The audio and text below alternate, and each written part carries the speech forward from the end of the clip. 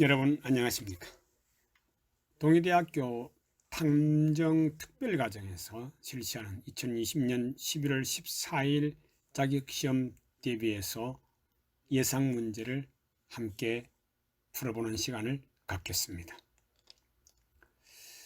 자, 21번, 지난번 20번까지 했고요. 21번, 부패방지 및 국민권익위원회 설치와 운영에 관한 법률상 부패행위가 아닌 것은 법률상 부패행위가 아닌 것은, 자, 여기 매우 중요하죠.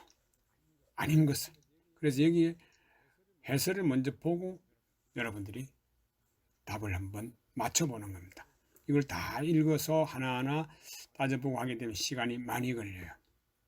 그래서 좀 줄여서 포인트만 중심으로 말씀을 드리겠습니다. 부패행위란 공직자의 직무와 관련한 부패행위다. 부패행위, 공직자의 직무와 관련한 부패행위다.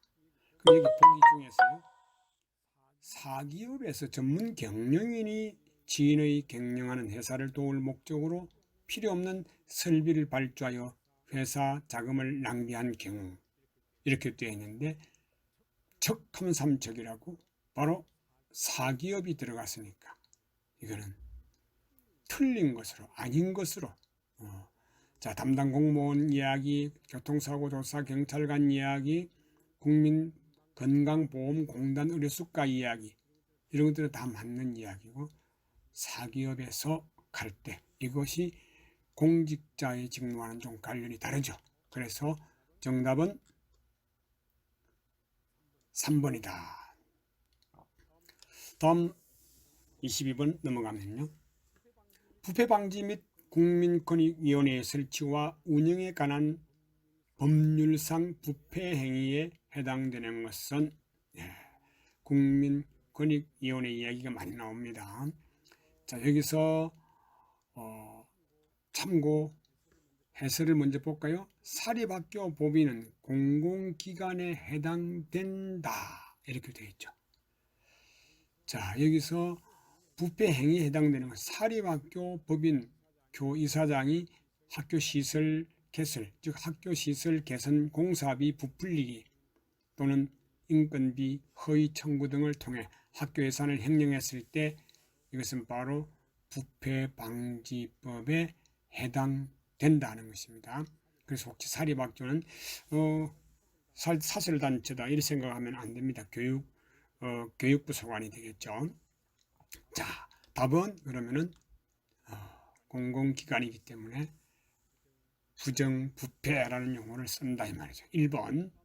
다음 23번으로 넘어가 볼까요? 공직자의 직무와 관련한 부패행위에 대한 설명으로 옳지 않는 것은, 자, 옳지 않는 것. 자, 또 해설을 먼저 볼까요? 법률상 또는 사실상의 이익이 있어야 하며 반사적 이익은 제외한다. 어떤 일을 처리함으로 해서 거기서 오는 반사적인 이익까지를 챙기는 것은 국가 공직자로서의 직무에는 해당이 안 된다. 이렇게 되면 되겠죠. 직무와 관련한 부패행위에 대한 설명으로 옳지 않는 것. 그래서 반사이익도 포함한다 했는데 공직자의 직무와 관련한 부패행위는, 자, 24번 부패방지권익위원회의 법령상 공직자 행동 강령으로 옳지 않은 것은, 자, 여기에 해설에서도 보면은 이 2번 문장을 보게 되면은 여기에 거래 질서와 윤리를 확립하고 하는데 기업윤리라는 기업만 빼버렸는데 답을 알아보기가 어렵습니다. 그래서 여기에 한편 기업은 건전한 거래 질서와 기업윤리를 확립하고 일체의 부패를 방지하기 위하여 필요한 조치를 강구하여야 한다라고 하는 말, 여기서 기업만 살짝 뺐네요. 그래서 답을, 자, 2번으로 여러분 기억하고 한번 자세히 들여다보길 바랍니다. 자, 25번에 부패방지 및 국민권익위원회의 설치와 운영에 관한 법률의 목적으로 옳은 것은, 여기서 옳은 것입니다. 자, 해설을 먼저 보면요, 해설 부패방지권익위법은 국민권익위를 설치하여 고충민원의 처리와 이에 관련된 불합리한 행정제도를 개선하고 부패 발생의 예방하며 부패 행위를 효율적으로 규제함으로 해서 국민의 기본적 권익을 보호하고 행정 적정성을 확보하며 청렴한 공직 및 사회 풍토의 확립에 이바지함을 그 목적으로 한다, 이렇게 되어 있습니다. 여기에서 국민의 기본적 권익을 보호하고 라고 할 때 여기에 나와 있는 문제가 국민의 기본적 권익을 보호하고 행정의 적정성을 확보하며 청렴한 공직, 이것이 설명으로서 가장 옳게 잘 되어 있다는 겁니다. 행정의 적정성을 확보하며 청렴한 공직 및 사회풍토의 확립에 이바지함을 목적으로 한다, 이렇게 되어 있죠. 자, 그래서 답은 여기서도 2번이 되겠습니다. 다음, 우편물에 대하여 당사자의 동의 없이 이를 개봉하거나 기타의 방법으로 그 내용을 지득 또는 체록하거나 유치하는 것을 무엇이라고 하는가? 자, 우편하게 되면은 바로 떠오르는 것이 우편 감청이 아니죠. 도청도 아니죠. 자, 검사와 검열 두 개 중에 하나로 보면 되겠죠.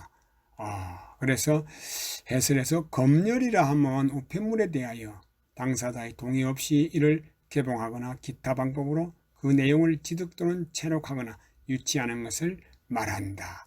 여기서는 답이 3번 검열이 되겠죠. 자, 여기서 낱말을 좀 알아보게 되면 감청하게 되면 수사기관을 비롯한 국가기관이 유선 또는 무선의 정보 전달 수단으로 통하여 내게 되는 대화나 정보를 본인 모르게 청취하는 것이고, 그 다음 이 도청은 타인의 대화나 전화 내용을 당사자의 동의 없이 몰래 엿듣는 행위를 말하고, 검열은 바로 공권력이 언론, 출판, 예술 등에 대해 검사하는 제도를 말하고, 검사는 사실이나 일의 상태 또는 물질의 구성, 성분 따위를 조사하여 옳고 그름과 낮고 못함을 판단하는 일이다. 이렇게 도청, 감청, 검열, 검사에 대한 해설을 해놨네요. 자, 여기서 답은 뭡니까? 검열이죠. 우편 검열한다고 그럽니다. 자, 27번 다음은 통신비밀보호법에 대한 내용이다. 틀린 것은, 이 틀린 걸 찾으려면 전부 다 읽어봐야 되겠죠. 자, 우선 하나하나 다 여러분 읽어보시고 이것을 이해해 두시면은 언제 봐도 그걸 다 답을 알아낼 수가 있겠죠. 자, 해설을 먼저 한번 볼까요? 불법 검열에 의하여 취득한 우편물이나 그 내용 및 불법 감청에 의하여 취득 또는 체록된 전기통신의 내용은 재판 또는 징계 절차에서 증거로 사용할 수가 없다. 불법 감청에 의하여, 또는 우편 검열에 의하여 불법으로 한 것, 이것은 사용할 수가 없다가 되어 있는데 여기서는 재판 증거로 사용할 수 있다 이렇게 되어 있기 때문에 여기서 틀린 것으로 찾는 답은 1번이다. 28번 감청 설비를 제조, 감청 장비죠. 감청이래죠. 감청 장비, 감청 설비를 제조, 수입, 판매, 배포 또는 소지하는 것까지도 사용하거나 이를 위한 광고를 하고자 하는 자는 누구에게 인가를 받아야 하는가? 자, 감청 설비와 관련됐을 때 시도지사, 경찰청장, 국가정보원장, 과학기술정보통신, 냄새가 좀 나네요. 감청 설비와 관련된 통신과 관련된 이런 것들 보니까 좀 과학기술 쪽의 생각이 나네요. 해설해 보니까 감청 설비 제조, 수입, 판매, 배포, 소지하거나 이를 위한 광고를 하고자 하는 자는 과학기술정보통신부 장관의 인가를 받아야 한다. 우리가 도청장치나 감청장치나 이런 것들을 물건을 팔 때도 광고를 낼 때도 마찬가지다. 답은 4번 바로 제가 띄워놨나요? 다음 중 불법 감청 시설 설비, 그러니까 설비 탐지업자, 그러니까 사업자죠.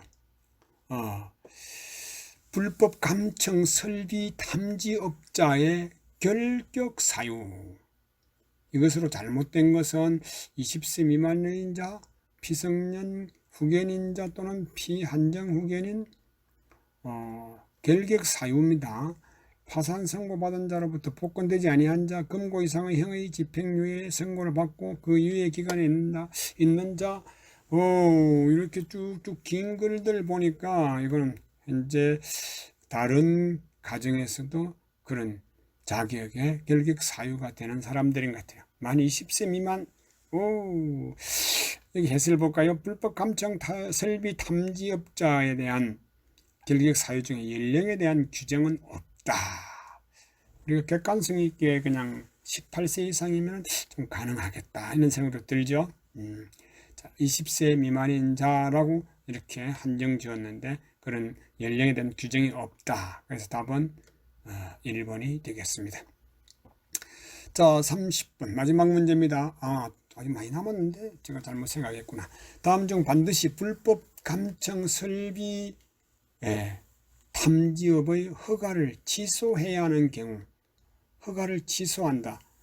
자, 영어 불법 감청 쭉 있는데 여기 거짓, 그 밖의 부정한 방법으로 등록 또는 변경, 이거는 뭐 두말할 것도 없죠. 거짓으로 또는 부정한 방법으로 등록을 하거나 변경 등록한 경우에 이런 때는 취소를 할 수 있다. 허가 취소할 수 있다. 답은 4번. 자, 다음 중 신용조사 업무에 대한 설명으로 옳은 것은 신용조사 업무.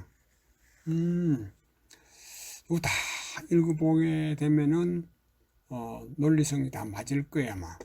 그런데 제가 밑줄 끄는 여기에 좀 자세히 봐야 되는 것은 타인의 의뢰를 받아 신용정보를 조사하고 그 신용정보를 그 의뢰인에게 제공하는 행위를 말한다. 옳은 것은 제가 잘못 봤네요. 옳은 것은 타인의 의뢰를 받아서 신용정보를 조사하고 그 신용정보를 의뢰인에게 제공하는 행위를 말한다. 자, 여기에 해설에도 그렇게 나와 있고 답은 3번이 되겠습니다. 아닌 것은 아니라 옳은 것인데 제가 앞서서 말을 좀 잘 못했습니다. 분석을 잘 못한 거예요. 그 다음 답은 3번이 되겠고, 컴퓨터를 이용해서 신용정보를 입력, 저장, 가공, 편집, 검색, 삭제 또는 출력하는 행위를 무엇이라고 하는가? 우리가 대개 어떤 일에 있어서 그것을 했나 이렇게 물어볼 때 뭐라고 합니까? 처리를 했어요? 묻죠. 그래서 저장하고 가공하고 편집하고 삭제하는 이런 것들을 출력하는 행위를 처리한다라고 하는데 맞나요? 처리란 컴퓨터를 이용해서 신용정보 입력. 자, 여기서 답은 처리입니다. 그 행위는 처리했다 이 말이죠. 다음 중 신용정보의 이용 및 보호에 관한 법률에 대한 설명으로 잘못된 것은 이걸 고르려고 하면 다 읽어봐야 돼요. 자, 우선 해설을 먼저 볼까요? 신용정보 이용의 보호에 관한 법률은 신용정보업을 건전하게 육성하고 신용정보의 효율적인 이용과 체계적인 관리를 도모하며 신용정보의 오남용으로부터 사생활의 비밀 등을 적절히 보호함으로 해서 건전한 신용질서의 확립에 이바지함을 목적으로 한다. 건전한 신용질서의 확립에 이바지함을 목적으로 한다. 여기 보면은 채무자의 인간다운 삶과 평온한 생활을 보호함을 목적으로 한다. 이게 뭐 신용정보 이용에 관한 법률이 그 채무자를 인간다운 삶을 여기에 목적을 두는 것이 아니라 그 부분도 일부 있겠지만은 목적은 더 넓은 의미에서 건전한 신용질서의 확립에 이바지함을 목적으로 한다. 그래서 여기에 4번이 답이 되겠죠. 다음 신용정보업의 허가 요건으로 옳지 않는 것. 신용정보 사업할 사람들에 대한 허가 요건으로 옳지 않는 것입니다. 쭉 다 읽어보는데 여기 제가 체크를 해놨습니다. 국세 납부할 자금을 갖춰야 한다. 뭐 이런 것들은 좀 사업 계획, 수입, 지출 전망이 타당하고 실현 가능성이 있어야 하면 이건 당연히 해야 되죠. 근데 여기 뭐 국세 납부할 자금을 갖춰야 된다. 자기 수익이 생기면 그만큼 세금을 내야 되는 거니까 이것이 옳지 않은 것으로 지금 체킹이 됩니다. 자, 1번이 답이 되겠고요. 신용정보회사가 정당한 사유 없이 몇 년 이상 계속하여 허가를 받은 영업을 하지 아니한 경우에 금융위원회에서는 그 허가를 취소할 수 있다. 보통 정당한 사유 없이 몇 년, 1년 이상 계속하여 허가를 받은 영업을 하지 아니한 경우에 그게 맞을 것 같아요. 그렇네. 정당한 사유 없이 1년 이상 계속하여 허가받지 않은 그때는 금융위원회에서 허가를 취소할 수 있다라고 합니다. 답은 1번이 되겠습니다. 자, 신용정보회사 등은 의뢰받은 업무의 내용과 의뢰받은 날짜에 대한 기록을 몇 년간 보존해야 하는가. 신용정보 의뢰받은 업무의 내용과 의뢰받은 날짜에 대한 기록을 이때 잘 알아놔야 되는 것이 이걸 잘못 보관하면 안 되겠죠. 3년간 보존해야 된다. 3년간. 신용정보 회사 등은 그 의뢰받은 업무의 내용과 의뢰받은 날짜에 대한 여러 가지 기록들을 몇 년간 보관해야 되는가? 3년간 보관해야 된다. 답은 2번이 됩니다. 자, 신용정보 제공 이용자는 금융거래 등 상거래 관계가 종료된 날로부터서 최장 몇 년 이내에 해당 신용정보 주체의 개인 신용정보를 관리 대상에서 삭제하여야 하는가.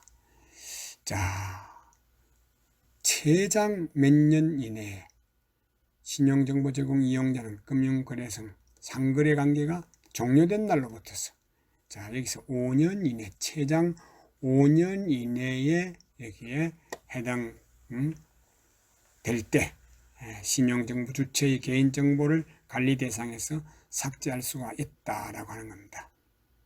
5년 이내입니다. 앞에 3년도 나오고 1년도 나왔는데 헷갈리지 마십시오. 즉 관리 대상에서 삭제하는 것은 5년, 최장이라고 하는 말 상상해 두면 되겠죠. 자, 답은 3번. 다음 중 신용조회업 종사자 등에 대한 설명으로 잘못된 것은 다른 사람의 신용조회업을 하는 사람, 거기에 일하는 사람이 적당하지 않는 사람. 여기 보면은 법령에 따라 해임되거나 면직된 5년이 지나지 아니한 자, 신용조합에서 종사하는 임직원이 신용정보를 수집하려는 경우에는 신용조회 업무에 종사하고 있음을 나타내는 증표를 지니고 이를 관계인에게 보여야 한다. 파산 선고를 받고 복권되지 아니한 자를 신용 회사의 임원으로 고용하여서는 아니 된다. 금고 이상의 실행을 받고 그 집행이 끝나거나 집행이 면제된 날로부터 5년이 지나지 아니한 자를 신용정보회사 임원으로 고용하여서는 안 된다. 여기에 면제된 날로부터 5년이 지나지 아니한 자 할 때 과연 5년이냐 3년이냐 하는 것입니다. 여기서 3년이 지나지 아니한 자를 자, 집행 면제된 날로부터 3년이 지나지 않는다. 이런 사람들은 신용조합 업무에 조회 업무에 담당자로 일할 수가 없다. 이런 이야기입니다. 자, 여기 시험 문제가 보니까 뭐 연수가 좀 나오고 하는데 좀 많이 헷갈릴 것 같아요. 집행이 면제된 날로부터 5년이 지난 것이 아니라 3년이 지나지 아니한 자. 요거 알아두시기 바라고요. 답은 4번.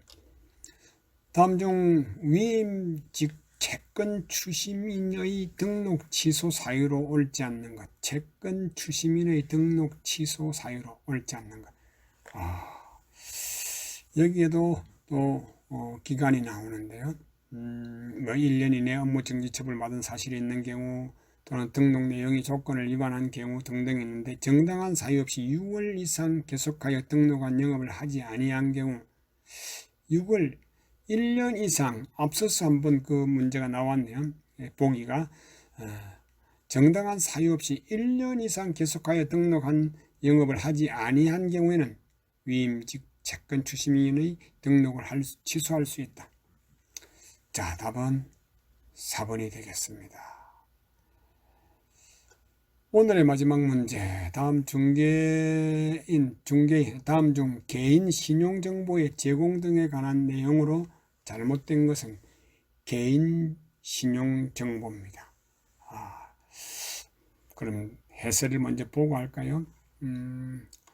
이 거의 문장에 조금 글자 고친 것을 가지고 틀린 문제를 잡아내야 되는데, 잘못된 것은 여기서 1번이 신용정보회사 등은 신용정보 주체가 선택적 동의사항에 동의하지 않은 경우에는 신용정보 주체에게 서비스 제공을 거부할 수 있다. 이렇게 되어 있는데, 주체의 서비스 제공을 거부하여서는 아니 된다. 이렇게 되죠. 그래서 이 말만 살짝 바꿔놔놓고 이 보기에서 오답을 만들어내는데요. 이걸 좀 참고하셔야 됩니다. 답은 1번이네요. 자, 오늘도 한 20문제 같이 한번 풀어봤는데요. 이걸 책을 들고 다니거나 문제집을 들고 다니기 어려울 상황에 혹시라도 휴대폰이나 뭐 컴퓨터에서 이걸 볼 수 있다면 한 번씩 보고 본인이 맞춰보고 또 정답이 나와 있으니까 채점도 한번 해보시는 그런 기회가 되었으면 하는 바람입니다. 아유, 오늘이라는 말 참 좋은 말이죠. 그래서 오늘을 사는 사람이 최고의 성공자다 이런 말씀을 드리면서 오늘 문제풀이 강의 마치겠습니다. 수고했습니다.